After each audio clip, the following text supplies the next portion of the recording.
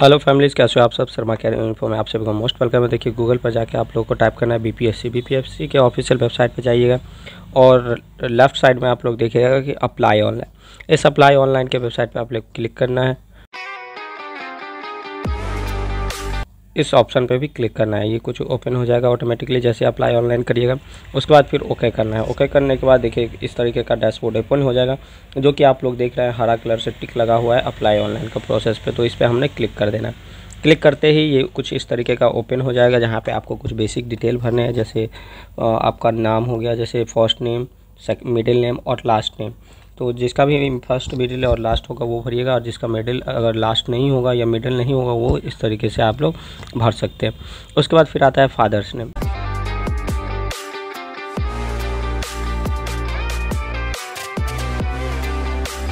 फिर आता है यहाँ पे हस्बैंड नेम। देखिए ये विवाहिता के लिए है, जो भी महिला अगर विवाहिता है वो अपने हस्बैंड नेम भरेगा। और उसके बाद यहाँ पे मदर्स नेम आता है, ये मैट्रिक बेसिस के डिटेल पे आप लोग भरिएगा।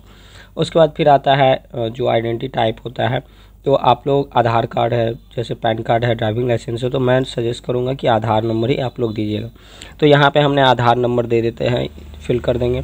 उसके बाद जस्ट उसके नीचे देखिएगा कि आप लोग अपलोड करना है PDF। तो ये PDF 100 KB के अंदर ही होना चाहिए। फिर इसके जस्ट नीचे आप लोग देखिएगा तो पूछा जा रहा है कि आप इंडिया से बिलोंग करते हैं, और फिर उसके बाद नीचे पूछा जा रहा है कि आप बिहार से रेसिडेंस अगर आप रखते हैं तो ये दे दीजिएगा येस और नो। और उसके बाद देखिए रेसिडेंस सर्टिफिकेट आपसे मांगा जाएगा, जो कि सर्टिफिकेट नंबर है और इशू नंबर है। तो इशू डेट जो भी है आपका वो दीजिएगा, और यहाँ पे अपलोड करना होगा आपको PDF, जो कि ये भी 100 KB के ही अंदर होना चाहिए। यहाँ पे फिर पूछा जा रहा है कि आप रिजर्व कैटेगरी के अंदर आते हैं तो येस कर दीजिएगा, और जो भी रिजर्व कैटेगरी अगर आपका होगा वो यहाँ पे दीजिएगा। जैसे आप रिजर्व कैटेगरी दीजिएगा तो आपका कास्ट पूछा जाएगा, जो भी आपका कास्ट होगा ये यहाँ पर आप लोग मैंसन कर दीजिएगा। चलिए हमने कुछ भी दे देते हैं, यहाँ से कोई भी कास्ट दे देते हैं। देखिए ये कास्ट आ गया।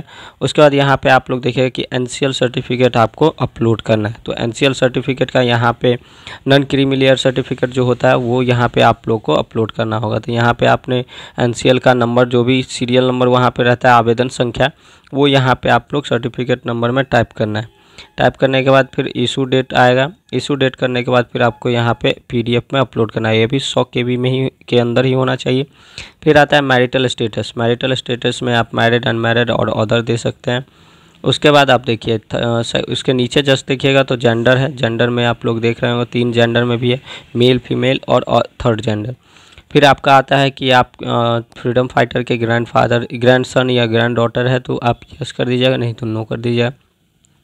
फिर उसके जस्ट नीचे देखिए फ्रीडम फाइटर का आता है, तो वो भी अगर आप डिसेबिलिटी का आता है इसके जस्ट नीचे, तो यस करिएगा तो आपको डॉक्यूमेंट अपलोड करना होगा, और नो करिएगा तो कोई नहीं है तो नो कर दीजिएगा। अब यहाँ पे आता है कि आप फ्रीडम फाइटर के से हैं कि नहीं, तो यहाँ पे नो कर दीजिएगा, एयरफोर्स या नेवी में अगर आप थे तो। उसके बाद आता है कि आप कोई टीचर है, नियुक्त टीचर है या नहीं है। अगर आप नियुक्त टीचर है तो यहाँ पे आपका पंचायती राज में सर्टिफिकेट अपलोड करना होगा और इशू डेट देना होगा, नहीं तो नो कर दीजिएगा। फिर आपका आता है कि आप जो भी फॉर्म भर रहे हैं उससे संबंधित आपके पास अर्हता है कि नहीं।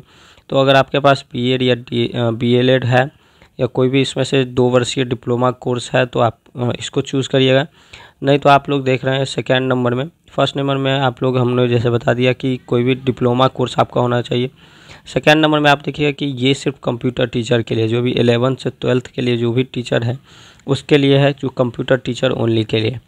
उसके बाद थर्ड नंबर आप लोग देखिएगा, थर्ड नंबर में आप लोग देखेंगे कि ये केवल संगीत टीचर के लिए, तो ये भी 11th से 12th के लिए ही है। तो अगर आप चलिए हम BEd ही देते हैं।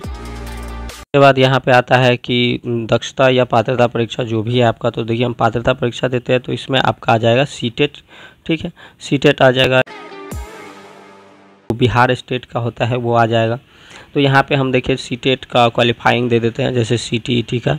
तो यहाँ पे हमने CTET को सिलेक्ट कर लेना है, और जैसे ही CTET को सिलेक्ट करेंगे तो फिर नीचे हम लोग आएंगे। तो यहाँ पे आप लोग देख रहे हैं 3-4 ऑप्शन है, तो इसमें आप लोग जो भी अर्हता रखते हैं वो यहाँ पे फिल कर देंगे।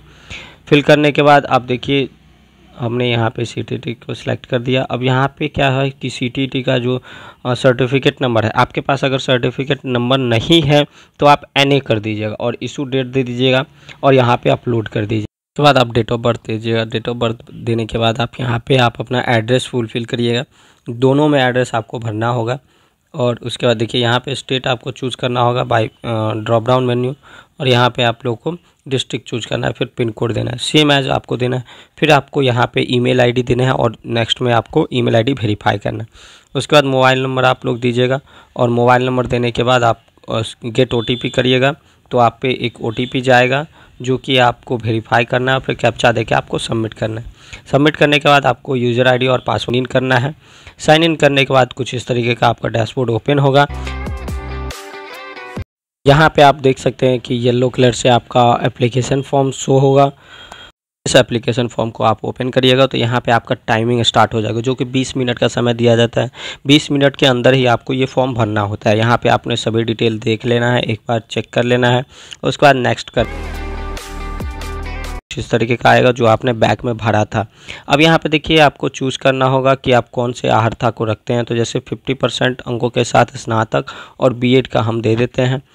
इसमें से जो भी आप चूज़ करिएगा उस हिसाब से आपको डॉक्यूमेंट अपलोड करना होगा और डिटेल भरना होगा। जैसे हम ग्रेजुएशन देते हैं और B.Ed देते हैं, तो देखिए जैसे ही ये हम टिक आउट करेंगे तो ग्रेजुएशन का हमको डिटेल भरना होगा और उसका अपलोड करना होगा, मार्कशीट या सर्टिफिकेट जो भी हो आपके पास, और उसके बाद आपको B.Ed का करना होगा। और जैसे हम देते हैं कि 12th का देते हैं और DLED, तो यहाँ पे अगर हम 12th और DLED दे के देखते हैं तो हमको 12th का डिटेल भरना होगा। जैसे देखिए हम यहाँ पे देते हैं न्यूनतम 50%, तो यहाँ पे हमको 12th का डिटेल और DLED का हमको देना होगा।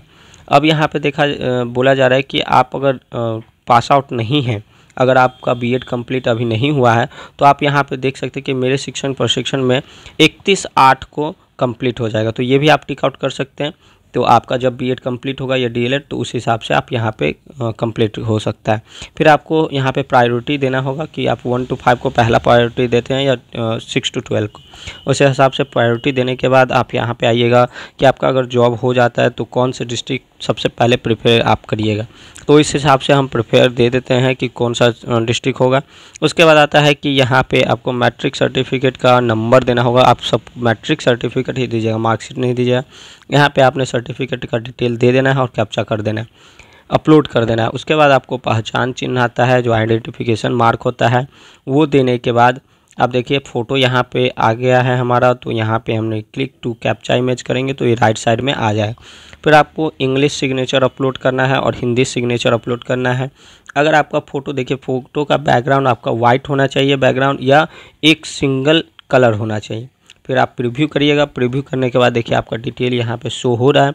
इस डिटेल को आपने पूरे अच्छे तरीके से देख लेना है और नीचे में आपको सबमिट पे कर देना। फिर सबमिट पे क्लिक करने के बाद आप फिर से लॉगिन करिएगा। लॉगिन करने के बाद देखिए यहाँ पे हमने क्लिक हियर टू पेमेंट कर देंगे। पेमेंट करते ही यहाँ पे कुछ इस तरीके का डैशबोर्ड ओपन होगा, जो कि आपका पेमेंट कटेगा। पेमेंट कटने के बाद आप डायरेक्ट फॉर्म को प्रिंट कर सकते हैं।